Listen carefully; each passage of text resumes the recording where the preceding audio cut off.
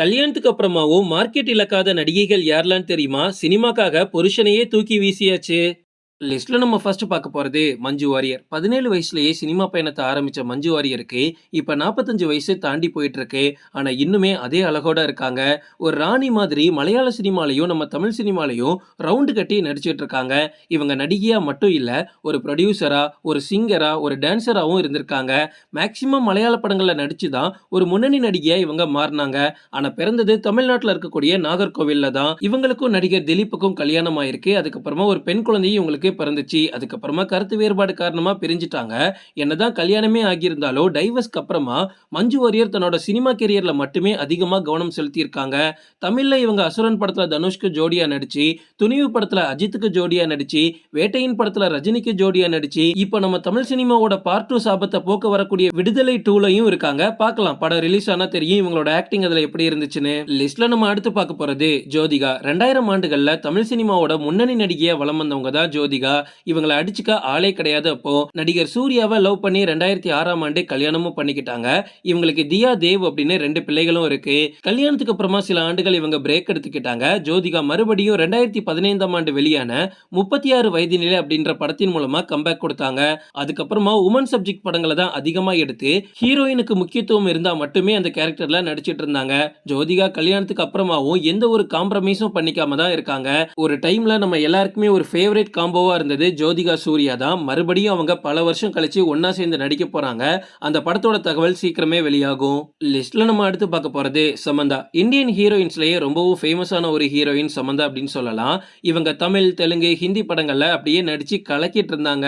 இப்போ தமிழ் பக்கம் பெருசா இல்ல. அதுக்கு என்ன காரணம்னு உங்களுக்கும் தெரியும். நடிகர் நாக சைத்தன்யாவை லவ் பண்ணி கல்யாணமே பண்ணிக்கிட்டாலும் கல்யாணத்துக்கு அப்புறமா எந்தவித மாற்றமுமே இல்லாம சினிமாவுல வழக்க மாதிரியே தொடர்ந்து நடிச்சுக்கிட்டு தான் இருந்தாங்க. ஈவன் ஊ சொல்றிய மாமா பாட்டுல கூட ஒரு குத்தாட்டம் போட்டாங்க. ஆனா அது சுத்தமா அவங்களோட புகுந்த வீட்டுக்கு பிடிக்கவே இல்ல. நாகார்ஜுனா குடும்பத்துக்கு இது சுத்தமா செட் ஆகாது அப்படின்னு சமந்தாவை எவ்வளவு வார்ன் பண்ணியும் நான் என்னோட சினிமா கெரியரை விடவே மாட்டேன் அப்படின்னு சமந்தா பிடிவாதமா நடிச்சுக்கிட்டு இருந்திருக்காங்க. ஒரு கட்டத்துல இதுக்கு தடையா அவங்களோட காதல் கணவர் இருந்தாலும் அதை விட்டுட்டு எனக்கு சினிமா தான் முக்கியம் அப்படின்னு சமந்தா நடிச்சிட்டு இருந்தாங்க. பட் அது அந்த ஃபேமிலிக்கு சுத்தமா பிடிக்காம இது ஒரு கட்டத்துல மிகப்பெரிய சண்டையா மாறி நாக சைத்தன்யாவும் சமந்தாவும் பிரிஞ்சே போயிட்டாங்க. இருந்தாலும் சினிமா முக்கியமா காதல் கணவர் முக்கியமா வந்த அந்த சமயத்துல கூட சமந்தா சினிமாவை தான் தேர்ந்தெடுத்திருக்காங்க.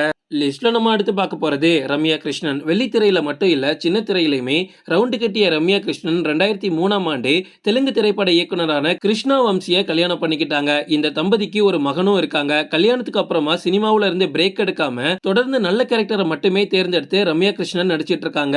ஈவன் சொல்ல போனா கல்யாணத்துக்கு அப்புறமா தான் ரம்யா கிருஷ்ணனுக்கு மார்க்கெட்டே ஏறிச்சு. அதுக்கப்புறமா இப்ப வரைக்குமே அவங்க பண்ண கேரக்டர் எல்லாமே பேர் சொல்லக்கூடிய கேரக்டர்ஸ். லிஸ்ட்ல நம்ம அடுத்து பார்க்க போறது நயன்தாரா. ரசிகர்களால லேடி சூப்பர் ஸ்டார் அப்படின்னு தலையில தூக்கி வச்சு கொண்டாடப்படக்கூடிய ஒரு நடிகை தான் நயன்தாரா. இவங்க கோலிவுட்ல மட்டும் இல்ல, ஜவான் படத்தின் மூலமா பாலிவுட்லயும் ஒரு ரவுண்டு கட்டிட்டாங்க. சிம்பு பிரபுதேவா தொடங்கி சில நடிகர்களோட காதல் வலையில சிக்கிய நயன்தாரா அதுக்கப்புறமா சினிமா கெரியர் தான் முக்கியம் அப்படின்னு எல்லாரையுமே கலட்டி விட்டுக்கிட்டு இப்ப டைரக்டர் விக்னேஷ் சிவனை கரம் பிடிச்சிருக்காங்க. கல்யாணத்துக்கு அப்புறமா இவங்களோட மார்க்கெட்டை இழந்து விடாம பக்கா பிளான் போட்டு டாப் நடிகையா தான் கலக்கிட்டு இருக்காங்க. அதான் நயன்தாரா இப்ப தமிழ்ல பெருசா எதுவுமே நடிக்கலையே நீங்க சொல்லலாம். அப்படி கிடையாது, அவங்க ஜோடி போட்டு தான் நடிக்கல. மத்தபடி உமன் சப்ஜெக்ட் படங்கள் எல்லாமே எடுத்தவங்க நடிச்சுக்கிட்டு தான் இருக்காங்க. இன்னைக்குமே நயன்தாராவை ஒரு படத்துல கமிட் பண்ணோம் அப்படின்னா 12 கோடி சம்பளம் கொடுத்து தான் ஆகணும். ஓகே ஃப்ரெண்ட்ஸ், இதோட நான் இந்த வீடியோ முடிச்சுக்கிறேன். இன்னொரு இன்ட்ரெஸ்டிங்கான வீடியோல நம்ம சந்திக்கலாம். Stay tuned.